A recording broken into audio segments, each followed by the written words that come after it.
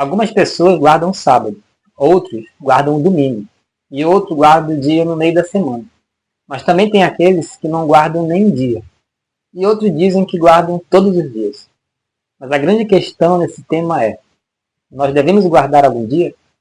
E qual dia que nós devemos observar? Será que esse ponto da teologia deveria ficar esquecido? Nesse vídeo nós vamos tentar entender todas essas questões. Em primeiro lugar, só é possível lembrar de algo que ficou marcado na memória. Na verdade, nós nunca deveríamos esquecer do que Deus faz por nós e nem do que Ele fez para nós. E toda a criação é um presente de Deus às suas criaturas. E contemplar a criação é lembrar do Criador.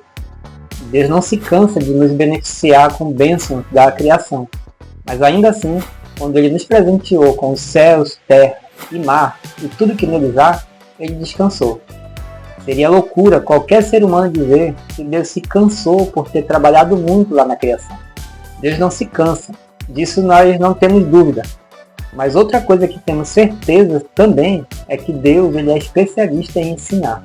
As metodologias usadas por Jesus para ensinar os seus discípulos superam o melhor sistema pedagógico de todo mundo.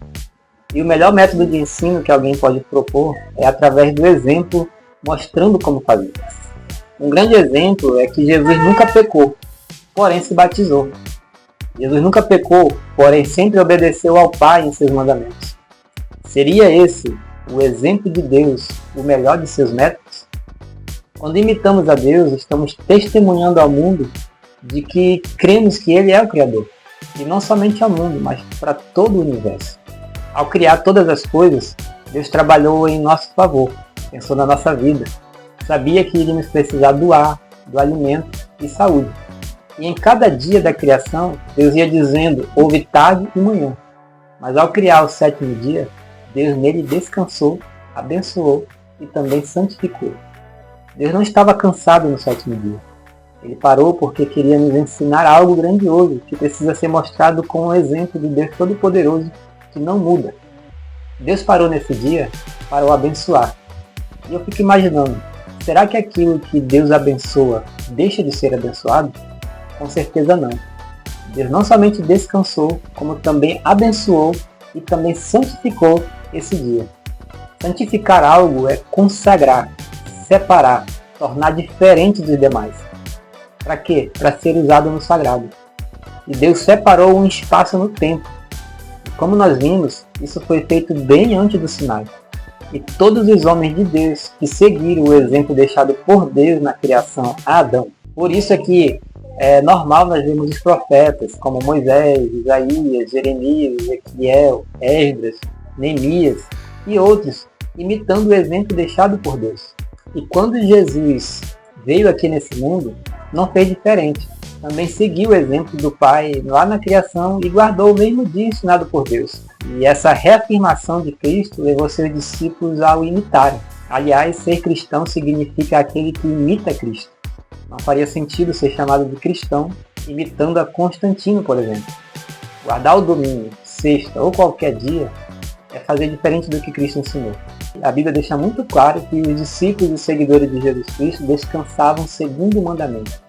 Seguindo o exemplo e a ordem de Cristo, os seus discípulos continuaram fiéis aos mandamentos ensinados pelo exemplo do seu Pai na criação. Não podemos esquecer que os mandamentos não foram dados para um povo específico. Até porque Deus não faz acepção de pessoas. Ele trata todos iguais. Quando Deus tirou o povo do Egito, no meio do povo, por exemplo, veio egípcios, etíopes e outras nações. E eles se tornaram povo de Deus. Além desse fato importante, as 2 tábuas com os 10 mandamentos foram entregues tanto para egípcios como etíopes e outras nações, né? E também para os hebreus, lá no Monte Sinai. E o Sinai é um território neutro, portanto não foi entregue na Terra Prometida, e nem para um povo específico híbrido, mas sim para todos os povos. E lá em Êxodo e em Levítico, Deus deixa muito claro que a lei que estabelece é só uma, e deve ser obedecida tanto para estrangeiro quanto pelo natural da terra. Não bastasse isso, centenas de anos depois, o profeta Isaías pregou e os estrangeiros que abraçassem a lei de Deus seriam levados ao monte do Senhor. Pedro e Paulo, eles vão dizer categoricamente que Deus não faz acepção de pessoas. Deus não vai pedir para um povo uma coisa e para outro povo outra coisa. Onde estaria a moral nisso? E além disso, Deus afirma que a lei dele não é difícil e nem está longe, e nem pode ser esquecido.